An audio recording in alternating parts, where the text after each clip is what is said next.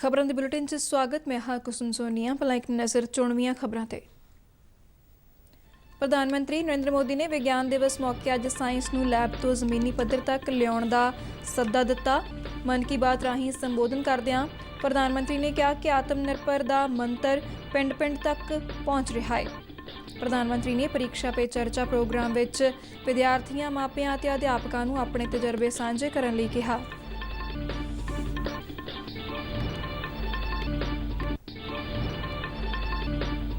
केंद्र सरकार ने कोविड टीकाकरण में तेजी लियाउण लई दिशा निर्देश जारी किए।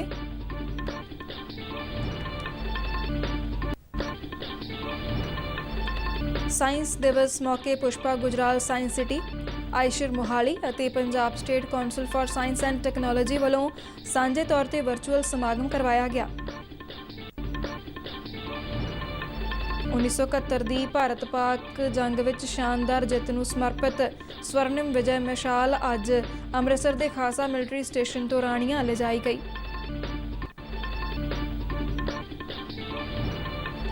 सेहत मंत्री बलबीर सिंह सिद्धू ने कहा है कि सेहत ते सिक्ख्या पंजाब सरकार दीआं मुढ़लीआं तरजीहां च शामिल होण करके पिछले 4 सालां दौरान इन्हां खेतरां च वड्डे सुधार लिआंदे गए ने। बलबीर सिंह सिद्धू वालों घनौर स्थित CHC नूं डिवीजन हस्पताल बनाए जाण दा नींह पत्थर रखा गया।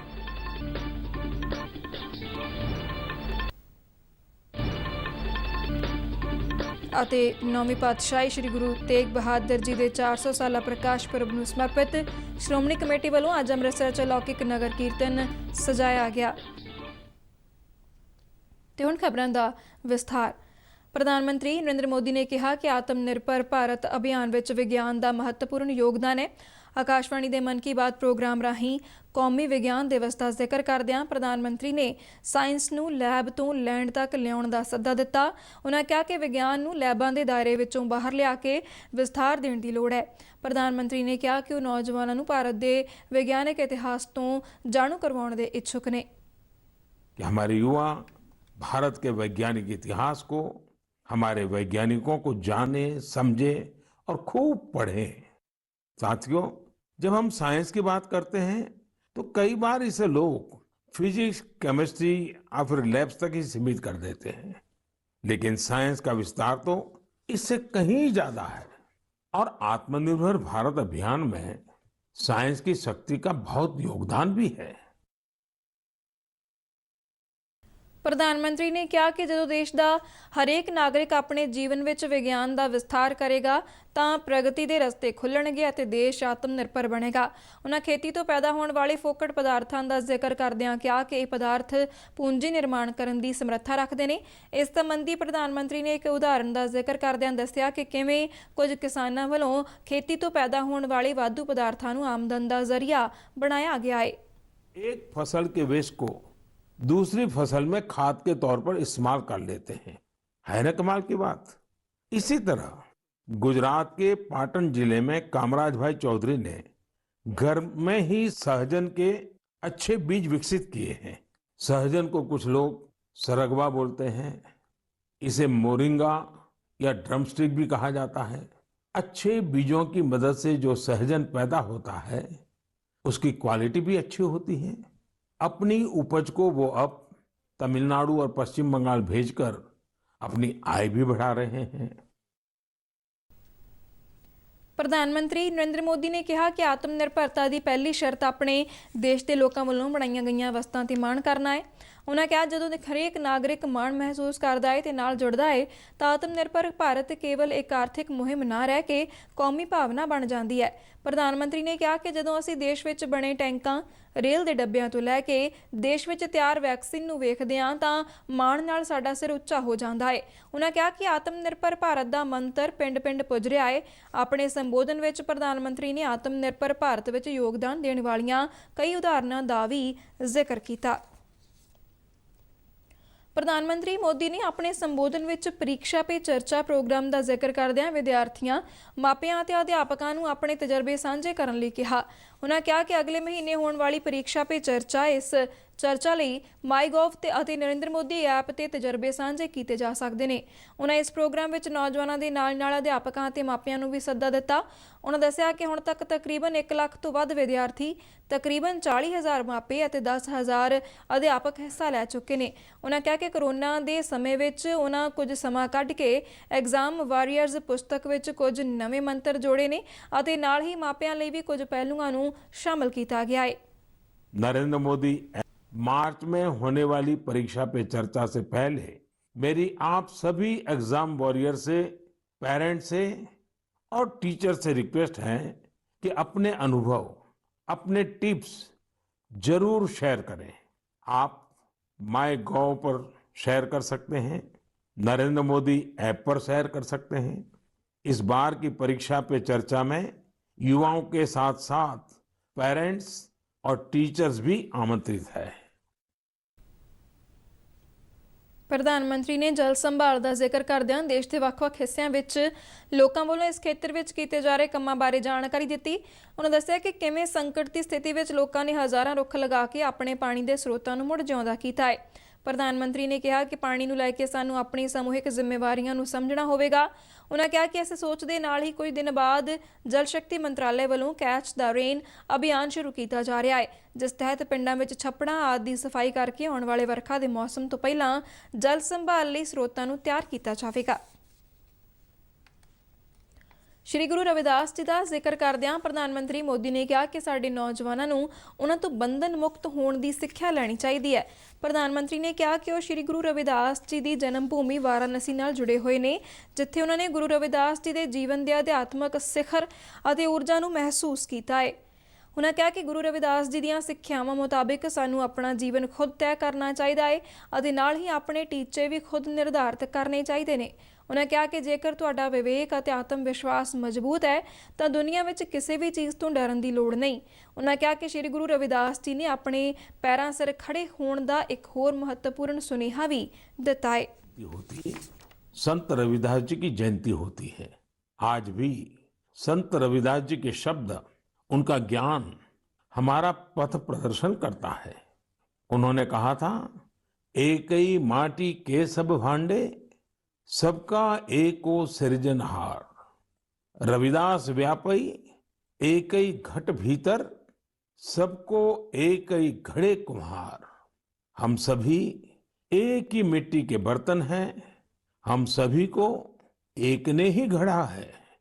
संत रविदास जी ने समाज में व्याप्त विकृतियों पर हमेशा खुलकर अपनी बात कही।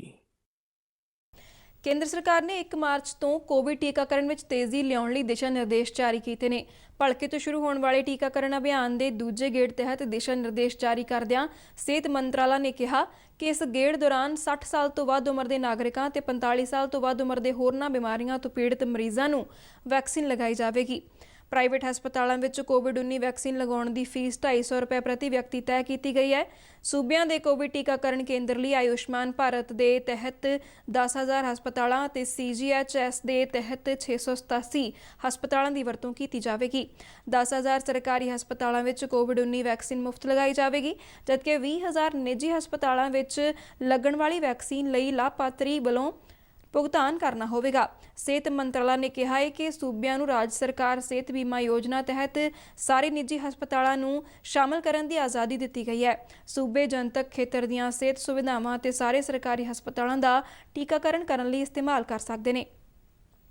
ਕੇਂਦਰੀ ਸਿਹਤ ਸਕੱਤਰ ਰਾਜੇਸ਼ ਭੂਸ਼ਣ ਨੇ ਸੂਬਿਆਂ ਅਤੇ ਕੇਂਦਰ ਸ਼ਾਸਿਤ ਪ੍ਰਦੇਸ਼ਾਂ ਦੇ ਸਿਹਤ ਸਕੱਤਰ ਅਤੇ ਕੌਮੀ ਸਿਹਤ ਮਿਸ਼ਨ ਦੇ ਮਿਸ਼ਨ ਡਾਇਰੈਕਟਰਾਂ ਨਾਲ ਬੀਤੇ ਦਿਨ ਵੀਡੀਓ ਕਾਨਫਰੰਸ ਰਾਹੀਂ ਟੀਕਾਕਰਨ ਸੰਬੰਧੀ ਗੱਲਬਾਤ ਕੀਤੀ। ਇਸ ਮੀਟਿੰਗ ਦੌਰਾਨ ਸੂਬਿਆਂ ਨੂੰ ਰਜਿਸਟ੍ਰੇਸ਼ਨ ਦੇ 3 ਵੱਖ-ਵੱਖ ਢੰਗਾਂ ਬਾਰੇ ਜਾਣਕਾਰੀ ਦਿੱਤੀ ਗਈ। ਇਹਨਾਂ ਵਿੱਚ advance self registration, on-site registration ਅਤੇ ਫੈਸਿਲਿਟੇਟਡ ਰਜਿਸਟ੍ਰੇਸ਼ਨ ਸ਼ਾਮਲ ਨੇ। ਕੌਮੀ ਵਿਗਿਆਨ ਦਿਵਸ ਮੌਕੇ ਅੱਜ Pushpa Gujral science city, IISER Mohali ਅਤੇ Punjab state council for science and technology ਵੱਲੋਂ ਸਾਂਝੇ ਤੌਰ ਤੇ ਵਰਚੁਅਲ ਸਮਾਗਮ ਕਰਵਾਇਆ ਗਿਆ, ਜਿਸ ਵਿੱਚ ਪੰਜਾਬ, ਹਰਿਆਣਾ, ਦਿੱਲੀ ਅਤੇ ਗੁਆਂਢੀ ਸੂਬਿਆਂ ਦੇ ਵੱਖ-ਵੱਖ ਸਕੂਲਾਂ ਦੇ 200 ਤੋਂ ਵੱਧ ਵਿਦਿਆਰਥੀਆਂ ਅਤੇ ਅਧਿਆਪਕਾਂ ਨੇ ਹਿੱਸਾ ਲਿਆ। ਰਾਸ਼ਟਰੀ ਵਿਗਿਆਨ ਦਿਵਸ ਦਾ ਇਸ ਵਰ੍ਹੇ ਦਾ ਥੀਮ ਵਿਗਿਆਨ, ਤਕਨਾਲੋਜੀ ਅਤੇ ਇਨੋਵੇਸ਼ਨ ਦਾ ਭਵਿੱਖ ਅਤੇ ਇਸ ਦੇ ਸਿੱਖਿਆ, ਮੁਹਾਰਤ ਤੇ ਕੰਮ ਤੇ ਪ੍ਰਭਾਵ ਰੱਖਿਆ ਗਿਆ। ਵਿਦਿਆਰਥੀਆਂ ਨੂੰ ਸੰਬੋਧਨ ਕਰਦਿਆਂ ਸਾਇੰਸ ਸਿਟੀ ਦੇ ਡਾਇਰੈਕਟਰ ਜਨਰਲ ਨੀਲਮਾ ਜੈਰਥ ਨੇ ਕਿਹਾ ਕਿ ਸਾਇੰਸ ਦਿਵਸ ਉੱਘੇ ਵਿਗਿਆਨੀ ਡਾਕਟਰ CB ਰਮਨ ਦੀ ਯਾਦ ਵਿੱਚ ਮਨਾਇਆ ਜਾਂਦਾ ਹੈ, ਜਿਨ੍ਹਾਂ ਨੇ ਰਮਨ ਪ੍ਰਭਾਵ ਦੀ ਖੋਜ ਕੀਤੀ ਸੀ। ਉਹਨਾਂ ਕਿਹਾ ਕਿ ਵਿਗਿਆਨ ਤੇ ਤਕਨਾਲੋਜੀ ਦੇਸ਼ ਨੂੰ ਚਲਾਉਣ ਵਾਲੇ ਡਰਾਈਵਰ ਨੇ ਅਤੇ ਵਿਗਿਆਨ ਰਾਹੀਂ ਹੀ ਵਿਕਾਸ ਦੇ ਰਾਹ ਵਿੱਚ ਆਉਣ ਵਾਲੀਆਂ ਚੁਣੌਤੀਆਂ ਨੂੰ ਦੂਰ ਕੀਤਾ ਜਾ ਸਕਦਾ ਹੈ। ਨੀਲਮਾ ਜੈਰਥ ਨੇ ਵਿਦਿਆਰਥੀਆਂ ਨੂੰ ਵਿਗਿਆਨ ਪੜ੍ਹਨ ਦੇ ਨਾਲ-ਨਾਲ ਇਸ ਨੂੰ ਜ਼ਿੰਦਗੀ ਵਿੱਚ ਅਮਲ ਵਿੱਚ ਲਿਆਉਣ ਲਈ ਆਖਿਆ। ਸਮਾਗਮ ਦੌਰਾਨ ਆਇਸ਼ਰ ਮੋਹਾਲੀ ਦੀ associate professor doctor Manjari Jain ਨੇ ਜੈਵ ਧੁਨੀ ਦੇ ਵਿਸ਼ੇ ਤੇ ਬੱਚਿਆਂ ਨੂੰ ਵਿਸ਼ੇਸ਼ ਜਾਣਕਾਰੀ ਦਿੱਤੀ। ਉਹਨਾਂ ਕਿਹਾ ਕਿ ਜੈਵ ਧੁਨੀ ਦਾ ਵਿਸ਼ਾ ਵਿਗਿਆਨ ਦੀ ਇੱਕ ਅਜਿਹੀ ਬ੍ਰਾਂਚ ਹੈ ਜਿਸ ਵਿੱਚ ਜਾਨਵਰਾਂ ਵਿੱਚ ਹੋ ਰਹੇ ਸੰਚਾਰ ਦਾ ਅਧਿਐਨ ਕੀਤਾ ਜਾਂਦਾ ਹੈ। ਇਸ ਤੋਂ ਇਲਾਵਾ ਜਾਨਵਰਾਂ, ਪੰਛੀਆਂ, ਚਮਗਿੱਦੜਾਂ ਅਤੇ ਕੀੜੇ ਮਕੌੜਿਆਂ ਆਦਿ ਦੇ ਵਾਤਾਵਰਣ ਦੇ ਵਿਵਹਾਰ ਦਾ ਅਧਿਐਨ ਵੀ ਵਿਗਿਆਨ ਦੇ ਇਸ ਖੇਤਰ ਵਿੱਚ ਸ਼ਾਮਲ ਹੈ। ਉਹਨਾਂ ਦੱਸਿਆ ਕਿ ਹਰ ਜਾਨਵਰ ਅਤੇ ਪੰਛੀ ਆਪਣੇ ਹਾਵ-ਭਾਵ ਦਾ ਪ੍ਰਗਟਾਵਾ ਵੱਖ-ਵੱਖ ਤਰ੍ਹਾਂ ਦੀਆਂ ਆਵਾਜ਼ਾਂ ਅਤੇ ਗੰਬਾਹਟ ਰਾਹੀਂ ਕਰਦਾ ਹੈ। ਡਾਕਟਰ ਮੰਜਰੀ ਜੈਨ ਨੇ ਕਿਹਾ ਕਿ ਜੈਵ ਧੁਨੀ ਰਾਹੀਂ ਹੀ ਜੈਵਿਕ ਵਿਭਿੰਨਤਾ, ਵਾਤਾਵਰਣ ਸਮੇਤ ਕੁਦਰਤੀ ਆਫਤਾਂ, ਧੁਨੀ ਪ੍ਰਦੂਸ਼ਣ ਅਤੇ ਵਾਤਾਵਰਣ ਵਿੱਚ ਹੋ ਰਹੇ ਬਦਲਾਵਾਂ ਦਾ ਵੀ ਨਿਰੀਖਣ ਕੀਤਾ ਜਾ ਸਕਦਾ ਹੈ। ਸਾਇੰਸ ਸਿਟੀ ਦੇ ਡਾਇਰੈਕਟਰ ਡਾਕਟਰ ਰਾਜੇਸ਼ ਗਰੋਵਰ ਨੇ ਕਿਹਾ ਕਿ ਸਥਾਈ ਤੇ ਟਿਕਾਊ ਭਵਿੱਖ ਸਿਰਫ ਵਿਗਿਆਨ ਤੇ ਤਕਨਾਲੋਜੀ ਰਾਹੀਂ ਹਾਸਲ ਕੀਤਾ ਜਾ ਸਕਦਾ ਹੈ। ਉਹਨਾਂ ਗਿਆਨਵਾਨ ਸਮਾਜ ਦੀ ਸਿਰਜਣਾ ਲਈ ਵਿਦਿਆਰਥੀਆਂ ਨੂੰ ਵਿਗਿਆਨ ਤੇ ਤਕਨਾਲੋਜੀ ਦੇ ਵੱਖ-ਵੱਖ ਖੇਤਰਾਂ ਵਿੱਚ ਗਿਆਨ ਤੇ ਮੁਹਾਰਤ ਪੈਦਾ ਕਰਨ ਦੀ ਲੋੜ ਤੇ ਜ਼ੋਰ ਦਿੱਤਾ। 1971 ਦੀ ਭਾਰਤ-ਪਾਕ ਜੰਗ ਵਿੱਚ ਸ਼ਾਨਦਾਰ ਜਿੱਤ ਨੂੰ ਸਮਰਪਿਤ ਸਵਰਨਿਮ ਵਿਜੈ ਮਸ਼ਾਲ ਅੱਜ ਅੰਮ੍ਰਿਤਸਰ ਦੇ ਖਾਸਾ ਮਿਲਟਰੀ ਸਟੇਸ਼ਨ ਤੋਂ ਰਾਣੀਆਂ ਲਿਜਾਈ ਗਈ। ਇਸ ਮਸ਼ਾਲ ਨੂੰ ਡੋਗਰਾਈ ਬ੍ਰਿਗੇਡ ਦੇ ਕਮਾਂਡਰ ਨੇ ਲੋਧੀ ਗੁੱਜਰ ਸਥਿਤ ਰਾਣੀਆਂ ਜੰਗੀ ਯਾਦਗਾਰ ਤੇ ਪ੍ਰਾਪਤ ਕੀਤਾ। ਇਸ ਮੌਕੇ ਇਸ ਯਾਦਗਾਰ ਵਿਖੇ ਵਿਸ਼ਾਲ ਸਮਾਗਮ ਆਯੋਜਿਤ ਕੀਤਾ ਗਿਆ, ਜਿਸ ਵਿੱਚ 1971 ਦੀ ਜੰਗ ਦੇ ਸੈਨਿਕ, ਵੀਰ ਨਾਰੀਆਂ, ਸਾਬਕਾ ਸੈਨਿਕਾਂ ਅਤੇ ਵਿਦਿਆਰਥੀਆਂ ਤੋਂ ਇਲਾਵਾ ਸਥਾਨਕ ਲੋਕਾਂ ਨੇ ਵੱਡੇ ਪੱਧਰ ਤੇ ਸ਼ਿਰਕਤ ਕੀਤੀ। ਸਮਾਗਮ ਦੌਰਾਨ 1971 ਦੀ ਜੰਗ ਵਿੱਚ ਹਿੱਸਾ ਲੈਣ ਵਾਲੇ ਤੇ ਸ਼ਹੀਦ ਹੋਏ ਸੈਨਿਕਾਂ ਦੇ ਪਰਿਵਾਰਾਂ ਨੂੰ ਸਨਮਾਨਿਤ ਕੀਤਾ ਗਿਆ। ਰਾਣੀਆਂ ਜੰਗੀ ਮੈਮੋਰੀਅਲ ਤੇ ਸੇਵਾ ਮੁਕਤ ਬ੍ਰਿਗੇਡੀਅਰ JS ਜਸਵਾਲ ਸਮੇਤ ਅਨੇਕਾਂ ਸੈਨਿਕਾਂ ਤੇ ਸਾਬਕਾ ਸੈਨਿਕਾਂ ਨੇ ਫੁੱਲਾਂ ਦੀ ਮਾਲਾ ਚੜ੍ਹਾ ਕੇ ਸ਼ਰਧਾਂਜਲੀਆਂ ਭੇਟ ਕੀਤੀਆਂ। ਇਸੇ ਥਾਂ ਤੇ ਹੀ ਕੋਈ 50 ਵਰ੍ਹੇ ਪਹਿਲਾਂ 3-4 ਦਸੰਬਰ ਦੀ ਦਰਮਿਆਨੀ ਰਾਤ ਭਾਰਤ-ਪਾਕ ਜੰਗ ਦੌਰਾਨ ਬ੍ਰਿਗੇਡੀਅਰ JS ਜਸਵਾਲ ਨੇ ਦੁਸ਼ਮਣ ਦੇ ਦੰਦ ਖੱਟੇ ਕੀਤੇ ਸਨ। ਉਸ ਵੇਲੇ ਬ੍ਰਿਗੇਡੀਅਰ ਜਸਵਾਲ ਸੈਕੰਡ ਲੈਫਟੀਨੈਂਟ ਸਨ। ਜ਼ਖਮੀ ਹੋਣ ਦੇ ਬਾਵਜੂਦ ਉਹਨਾਂ ਦੁਸ਼ਮਣ ਫੌਜ ਨੂੰ ਮੂੰਹ ਤੋੜ ਜਵਾਬ ਦਿੱਤਾ। ਸਮਾਗਮ ਦੌਰਾਨ ਭਾਰਤੀ ਫੌਜ ਦੀ ਜੈਜ਼ ਬੈਂਡ ਤੇ ਪਾਈਪ ਬੈਂਡ ਵੱਲੋਂ ਦੇਸ਼ ਭਗਤੀ ਦੇ ਗੀਤਾਂ ਤੇ ਮਾਰਸ਼ਲ ਧੁਨਾਂ ਵਜਾਈਆਂ ਗਈਆਂ। ਭਾਰਤੀ ਫੌਜ ਦੀ ਟੀਮ ਨੇ ਰਾਣੀਆਂ ਜੰਗੀ ਮੈਦਾਨ ਦੀ ਮਿੱਟੀ ਵੀ ਇਕੱਠੀ ਕੀਤੀ, ਜਿਸ ਨੂੰ ਨਵੀਂ ਦਿੱਲੀ ਸਥਿਤ ਕੌਮੀ ਜੰਗੀ ਯਾਦਗਾਰ ਦਾ ਹਿੱਸਾ ਬਣਾਉਣ ਲਈ ਲਿਜਾਇਆ ਜਾਵੇਗਾ। ਪੰਜਾਬ ਦੇ ਸਿਹਤ ਤੇ ਪਰਿਵਾਰ ਭਲਾਈ ਮੰਤਰੀ ਬਲਬੀਰ ਸਿੰਘ ਸਿੱਧੂ ਨੇ ਕਿਹਾ ਕਿ ਸਿਹਤ ਅਤੇ ਸਿੱਖਿਆ ਪੰਜਾਬ ਸਰਕਾਰ ਦੀਆਂ ਮੁੱਢਲੀਆਂ ਤਰਜੀਹਾਂ ਵਿੱਚ ਸ਼ਾਮਲ ਹੋਣ ਕਰਕੇ ਪਿਛਲੇ 4 ਸਾਲਾਂ ਦੌਰਾਨ ਇਹਨਾਂ ਖੇਤਰਾਂ ਵਿੱਚ ਵੱਡੇ ਸੁਧਾਰ ਲਿਆਂਦੇ ਗਏ ਨੇ। ਸਿੱਧੂ ਨੇ ਅੱਜ ਪਟਿਆਲਾ ਜ਼ਿਲ੍ਹੇ ਦੇ ਘਨੌਰ ਸਥਿਤ ਕਮਿਊਨਿਟੀ ਹੈਲਥ ਸੈਂਟਰ ਨੂੰ ਅਪਗ੍ਰੇਡ ਕਰਕੇ ਸਬ ਡਿਵੀਜ਼ਨ ਹਸਪਤਾਲ ਬਣਾਏ ਜਾਣ ਲਈ ਨੀਂਹ ਪੱਥਰ ਰੱਖੇ ਜਾਣ ਮਗਰੋਂ ਇਹ ਗੱਲ ਆਖੀ। ਇਸ ਹਸਪਤਾਲ ਦੇ ਨਵੀਨੀਕਰਨ ਤੇ 10 ਕਰੋੜ ਰੁਪਏ ਦੀ ਲਾਗਤ ਆਵੇਗੀ। ਸਿਹਤ ਮੰਤਰੀ ਨੇ ਐਲਾਨ ਕੀਤਾ ਕਿ ਘਨੌਰ ਹਸਪਤਾਲ ਵਿਖੇ ਮਾਈ ਦੌਲਤਾਂ ਜੱਚਾ ਬੱਚਾ ਕੇਂਦਰ ਸਥਾਪਿਤ ਕਰਨ ਤੋਂ ਇਲਾਵਾ MIR ਤੇ ਸਿਟੀ ਸਕੈਨ ਸਹੂਲਤਾਂ ਵੀ ਮੁਹੱਈਆ ਕਰਵਾਈਆਂ ਜਾਣਗੀਆਂ। ਉਹਨਾਂ ਦੱਸਿਆ ਕਿ ਮੁੱਖ ਮੰਤਰੀ ਕੈਪਟਨ ਅਮਰਿੰਦਰ ਸਿੰਘ ਦੀ ਅਗਵਾਈ ਹੇਠ ਕੋਰੋਨਾ ਮਹਾਮਾਰੀ ਉੱਪਰ ਕਾਬੂ ਪਾਉਣ ਲਈ ਪੰਜਾਬ ਸਰਕਾਰ ਗੰਭੀਰ ਉਪਰਾਲੇ ਕਰ ਰਹੀ ਹੈ। ਉਹਨਾਂ ਵੀ ਦੱਸਿਆ ਕਿ ਲੋਕਾਂ ਨੂੰ ਬਿਹਤਰ ਸਿਹਤ ਸਹੂਲਤਾਂ ਪ੍ਰਦਾਨ ਕਰਨ ਲਈ ਸਿਹਤ ਵਿਭਾਗ ਵਿੱਚ ਡਾਕਟਰਾਂ, ਨਰਸਾਂ, ਪੈਰਾਮੈਡੀਕਲ, ਵਾਰਡ ਅਟੈਂਡੈਂਟ ਆਦਿ ਦੀਆਂ 4000 ਖਾਲੀ ਅਸਾਮੀਆਂ ਭਰੀਆਂ ਗਈਆਂ ਨੇ। ਅੱਜ ਦੇ ਸਮਾਗਮ ਵਿੱਚ ਵਿਧਾਨਕਾਰ ਮਦਨ ਲਾਲ ਜਲਾਲਪੁਰ, ਲੋਕ ਸਭਾ ਮੈਂਬਰ ਪ੍ਰਨੀਤ ਕੌਰ ਤੇ ਹੋਰ ਉੱਘੀਆਂ ਸ਼ਖਸੀਅਤਾਂ ਵੀ ਮੌਜੂਦ ਸਨ। 9ਵੀਂ ਪਾਤਸ਼ਾਹੀ ਸ੍ਰੀ ਗੁਰੂ ਤੇਗ ਬਹਾਦਰ ਜੀ ਦੇ 400 ਸਾਲਾ ਪ੍ਰਕਾਸ਼ ਪੁਰਬ ਨੂੰ ਸਮਰਪਿਤ ਸ਼੍ਰੋਮਣੀ ਕਮੇਟੀ ਵੱਲੋਂ ਅੱਜ ਅੰਮ੍ਰਿਤਸਰ ਵਿੱਚ ਅਲੌਕਿਕ ਨਗਰ ਕੀਰਤਨ ਸਜਾਇਆ ਗਿਆ।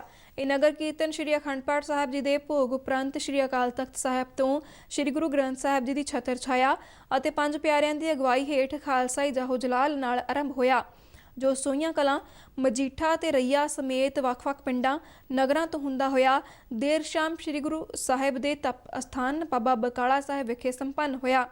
ਨਗਰ ਕੀਰਤਨ ਰਵਾਨਾ ਹੋਣ ਮੌਕੇ ਸ੍ਰੀ ਅਕਾਲ ਤਖਤ ਸਾਹਿਬ ਦੇ ਮੁੱਖ ਗ੍ਰੰਥੀ ਗਿਆਨੀ ਮਲਕੀਤ ਸਿੰਘ, ਸ਼੍ਰੋਮਣੀ ਕਮੇਟੀ ਦੇ ਜਨਰਲ ਸਕੱਤਰ ਐਡਵੋਕੇਟ ਭਗਵੰਤ ਸਿਆਲਕਾ ਸਮੇਤ ਅਨੇਕਾਂ ਪੰਥਕ ਹਸਤੀਆਂ, ਬੈਂਡ ਪਾਰਟੀਆਂ, ਸ਼ਬਦੀ ਜੱਥੇ ਅਤੇ ਗੁਰੂ ਜਸ ਗਾਇਨ ਕਰਦੀਆਂ ਸੰਗਤਾਂ ਵੱਡੀ ਗਿਣਤੀ ਵਿੱਚ ਸ਼ਾਮਲ ਹੋਈਆਂ। ਸ੍ਰੀ ਅਕਾਲ ਤਖਤ ਦੇ ਮੁੱਖ ਗ੍ਰੰਥੀ ਗਿਆਨੀ ਮਲਕੀਤ ਸਿੰਘ ਨੇ ਦੱਸਿਆ ਕਿ SDPC ਵੱਲੋਂ ਸ੍ਰੀ ਗੁਰੂ ਤੇਗ ਬਹਾਦਰ ਜੀ ਦੇ 400 ਸਾਲਾ ਪ੍ਰਕਾਸ਼ ਪੁਰਬ ਸੰਬੰਧੀ ਅਨੇਕਾਂ ਸਮਾਗਮ ਉਲੀਕੇ ਜਾ ਰਹੇ ਨੇ, ਜਿਨ੍ਹਾਂ ਦੀ ਸੰਪੂਰਨਤਾ 1 ਮਈ 2021 ਨੂੰ ਪ੍ਰਕਾਸ਼ ਪੁਰਬ ਮੌਕੇ ਗੁਰੂ ਸਾਹਿਬ ਜੀ ਦੇ ਜਨਮ ਸਥਾਨ ਗੁਰਦੁਆਰਾ ਗੁਰੂ ਕੇ ਮਹਿਲ ਵਿਖੇ ਕੀਤੇ ਜਾਣ ਵਾਲੇ ਮੁੱਖ ਸਮਾਗਮ ਨਾਲ ਹੋਵੇਗੀ। ਇਸ ਦੇ ਨਾਲ ਹੀ ਖਬਰਾਂ ਦਾ ਬੁਲੇਟਿਨ ਖਤਮ ਹੁੰਦਾ ਹੈ। ਆਗਿਆ ਦਿਓ। ਧੰਨਵਾਦ।